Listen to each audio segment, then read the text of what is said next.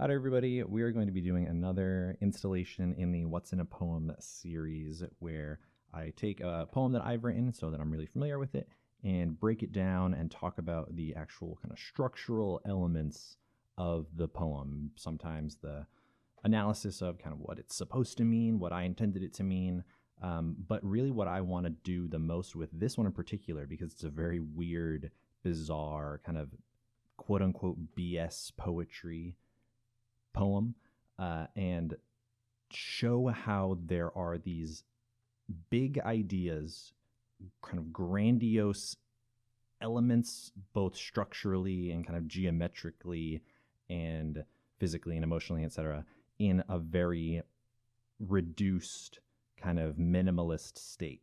And this is how, I have a background in science, and I think this is where personally my science comes out in the very non-scientific field of poetry that I do, where like the cells and atoms and literal elements of things, there are rule sets and details and interactions that don't show up at face value and literally need, in some sense of the word, a microscope to really get to the heart and the core and the meaning of what these elements are.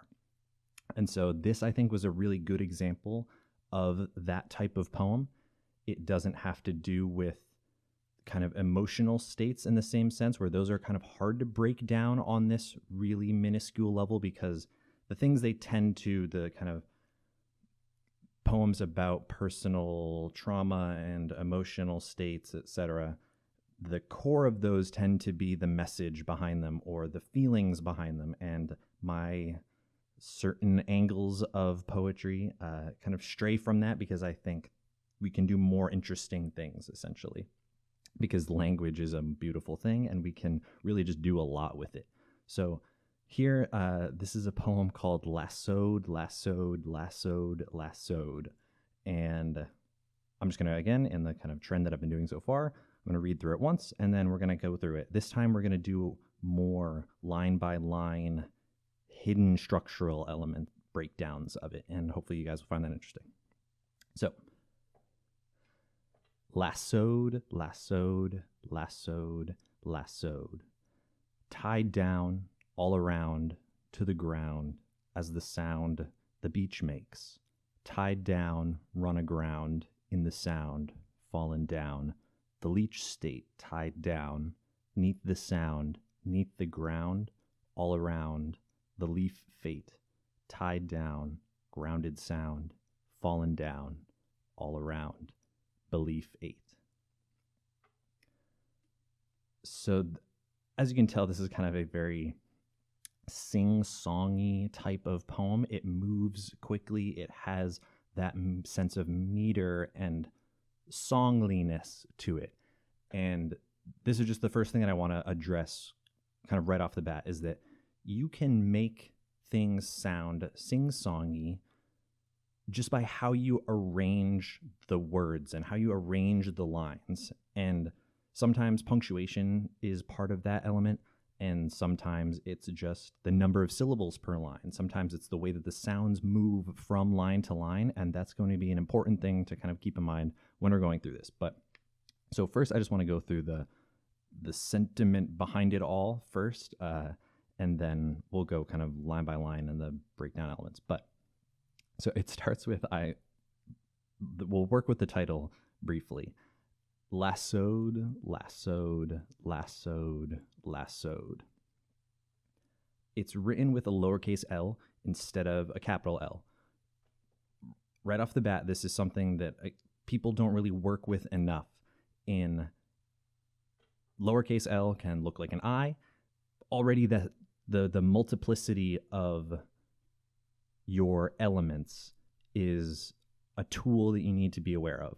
And so I have, again, some kind of background in Greek, Mediterranean, etc., kind of both classics and mythology and such. But if the word were IASSOED, that to me it alludes to this kind of these Greek towns and sentiments and words that are like Knossos and Ionia, and kind of if it was a word like Iassos, we get this Mediterranean feel secretly hiding in the background of this word. And if I had just made it a capital L, we automatically lose that. And so that play is something that, again, it's just important to keep in mind to double and triple up on hidden meanings in certain things. But the full 4 repetition and the alternating bolded words in the title already just has a lot going on. Again, I had changed the title of one of my books from a while ago because I didn't think that the title was making enough use of its space. There are times and places to be able to put value into lines, and the title, if you choose to use it, I think is a great space, obviously, to be able to make that an effective area. And so in some sense, it's literally just the more stuff that you put somewhere, the more you have for people to look at, the more you have for people to think about, the more you have for people to consider. And to me, that's essentially the heart of poetry, the heart of art, in that people have different sections to look at. I mean, the zoo metaphor is the one that I kind of like to use the most, and that there are 700 cages that all have different animals, that all have different ecosystems and environments in them. And the reader, the audience, can go to whatever cage or space that they want to and choose to find value in it. The fewer spaces you have in your zoo, the less you have for people to work with. Sometimes that's intentional, and sometimes you want it to be this hyper-focused space. But for me, when I do these really kind of bizarrely minimalist poems, I like to have more variation so that people have more kind of exhibits to go and consider. So we have the kind of brief Mediterranean weird word angle of the title of is it this or is it that? And that's going to be this is it this or is it that sentiment is going to be repeated throughout this entire poem. But I originally intended the lassoed, lassoed, lassoed, lassoed to be a sort of an onomatopoeia that comes up later, and it's half explained. And again, I like the mysterious angle of poetry, and that it doesn't really actually give it to you. I think the poems about emotional states and feelings and perceptions of things they almost need to give it to you so that they give you a message that you understand and that you relate to. I like making some of these weirder, more quote unquote scientific poems that are mysterious. So they're problems almost. That's like a mystery. It's hard to figure out what it is.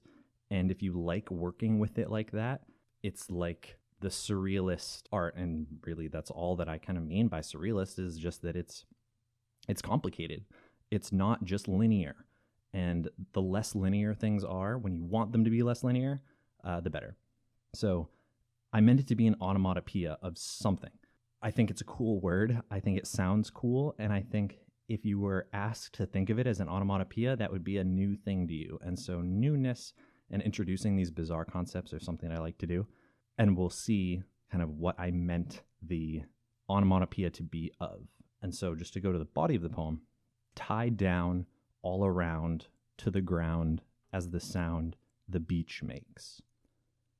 This is kind of intended to be the explanation of the title. In many cases, the first series of lines, as they should, immediately refer to or are forced to refer to the title. Maybe it doesn't explain it entirely, but by definition, if you're going from the title being the first line of the poem, the following lines should in some sense refer to what came before it. This is again why I like writing and language and poetry. It's a very structurally segmented pattern. You can mess with the pattern, but you have the first part, and then you have the second part, and then you have the third part, and sometimes you jump all around, but what follows the line before it is important. This is kind of like the form meets function of biology, of science, of the form kind of explains the function, and sometimes vice versa. So you'll have proteins that look a certain way or are structured in a certain way that influences what they do, and what they do is influenced by what they look like. And so poetry having a visible skeleton, a geometrically patterned skeleton, is really important. So tied down all around to the ground as the sound the beach makes. Lassoed, said it bizarrely, almost like lassoed, lassoed, lassoed, lassoed. If you repeated it over and over and over, it, in my mind, for a brief moment even, was that onomatopoeia of the sound the beach makes, of this rescinding and rising tide, of the washing of the waves on the sand, tied down all around to the ground as the sound the beach makes. And even if you don't necessarily agree with the onomatopoeia being the sound that the beach makes, onomatopoeias are weird creatures and that they are hard to define. They're hard to really kind of prove. And in some cases, onomatopoeias change between entire languages. How we say the onomatopoeia for a cat's meow in English is different than the cat's meow in Japanese, in Korean, in French. And so this play on language becomes another structural key element to this poem. The beach makes, that's not a typo with having the beach makes be a single word. There's another thing that I like to do that I think it's just easy, it's simple to do, and again, creates extra value. If it was the beach space makes, that's different than the beach makes as just a single word. What is the word? What is a beach make? What are beach makes? That question that's offered by just simply changing the structure of the poem is something that I like to kind of mess with. And again, just offers you something to look into, offers you another exhibit in the zoo to wonder about. But then we go again to this repetition of tied down, run aground, in the sound, fallen down, the leech state, tied down. Repetition quite obviously in the tied down, but we see this triplicate sequence get switched around. We have in the first kind of triplicate starting at the beginning of the poem with tied down all around, we have around in one line, we have ground in another line, and we have sound in the third line. In the second triplicate that starts with tied down, run aground, we have ground, sound, and down, as well as around hidden in aground. These kind of intermittent sections just swap places in their repetition and kind of again create this almost cellular structure, but slightly changing cellular structure from part one into part two. And the meaning changes and the words are the same in a certain sense. We have this addition of fallen down as we go from part one to part two, down the page, down, as we'll see, the kind of emotional environment, the geometric environment of the poem. So tied down, that's kept the same. We are sticking to this almost depression of sentiment, this, though the water stuck to the sand, pushed down, tied down to the ground as the sound, fallen down. Again, a repetition, but it's not an exact repetition.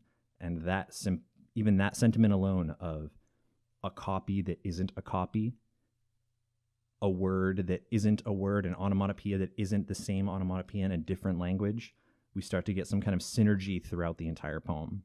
But so tied down, run aground, in the sound, fallen down, the leech state. Obviously, we have the similar sounding lines of these kind of slant rhymes of the beach makes and the leech state. And it's kind of this symmetrically tied ending to these triplicates. But what is the leech state? Is it the leech state in the sense of the state of Massachusetts? Is it the state of an emotional state? Is it just a position? The leech state, as just a brief explanation for me or from me, being this, I mean, it's all of the above, obviously. Yeah? When in doubt, all of the above, or when in doubt, both. The leech state as this segment or this environment that is below the beach makes. We have the leeches that are in the water. They're in the sand. If you've ever been to a place that has leeches like that, I mean, you have to be aware they're not even floating in the water. Sometimes they're not on the ground. They're often in the water itself. And so we go from the water to beneath the water or inside the water. Tied down becomes this driving element of the direction that we're going. And these leeches are they are tied down to the water. They're tied to their niche. They're tied to their environment. And we go one step deeper as the poem itself falls, the leeches fall. But then it creates this imagery of the leech state of, you can imagine that the state of Massachusetts being a state of leeches, or if you were to think of some kind of fantastic representation of an entire country that was of the leeches, or if you just zoomed into the life of a leech, they see their own life and world as the leech state. And so perception, again, becomes this kind of dilating, shifting sequence throughout the poem. Another kind of fanciful or fun structural element of putting tied down in the same line as the leech state, it forces you to read it quickly. If you go from one line to another, there is a necessary pause or an implied pause or a forced pause to just move your eyes from one line to the other, or to take a breath and then start the next line. It just changes the song if we put tied down on one line versus another. And so it makes that entire line become the leech state tied down. That play, again, it just creates yet another element. And then it also gives us tied down all around is 5 syllables. The leech state tied down also becomes, again, 5 syllables. And you'll see that each line is tied down all around is 5 syllables. To the ground, as the sound the beach makes. Tied down, run aground. These are all 3 lines. And the title, lassoed, lassoed, lassoed, lassoed, is 8 syllables, the summation of that 5 and 3. And so those little, again, geometric structural elements become this counterplay and play throughout the entire thing. But so I just wanted to change up the song and alternate, and because we are shifting the perception, we're going from the leech state tied down, we introduce kind of a visual element of this leech state neath the sound, and we get this complete change to this half word of beneath, tied down neath the sound, neath the ground, all around the leaf fate. So we had the sound of the beach make. We have the ground that the water is on. We have the ground and the water that the leeches are in and below. And so beneath the sound, neath the ground, we go again even further below the leech state. Both physically on the page, we go below the leech state, neath the sound, neath the ground, all around the leaf fate. You could argue that the leaf fate is that consumption of something by the animals, by the leeches, by the worms and the bugs and the actual organisms. That could be argued as the leaf fate. You have the leaves that are decomposed by the rest of the world.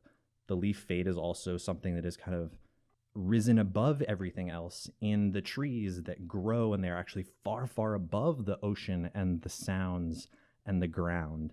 And this kind of brief juxtaposition of this massively all around, thus the line, this all around the leaf fate.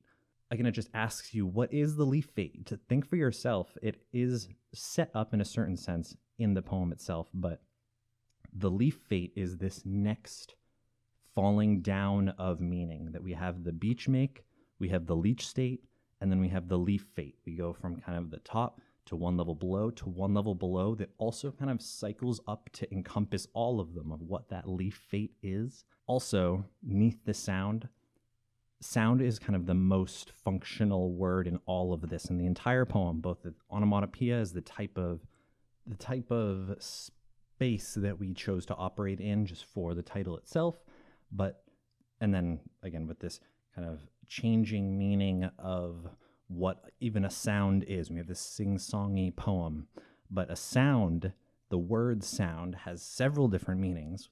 One of the sneakily most important of which is as a connecting piece between 2 bodies of water, between the beach makes, between our leech states, between our leaf fates. And so not only is it both the sounds of something that you hear, and as well as like a sound beating as kind of an emphasis of something, we have that kind of most useful definition of a sound, of that connecting body of water. And so tied down, grounded sound, both the sound that is on the ground between two bodies of water as the sound of the onomatopoeia grounded, falling through the poem, falling through the world itself, fallen down all around belief 8. We now finally move. We kind of started with the sound of the beach make, of that onomatopoeia of lassoed, as obviously we are lassoing and tying things down.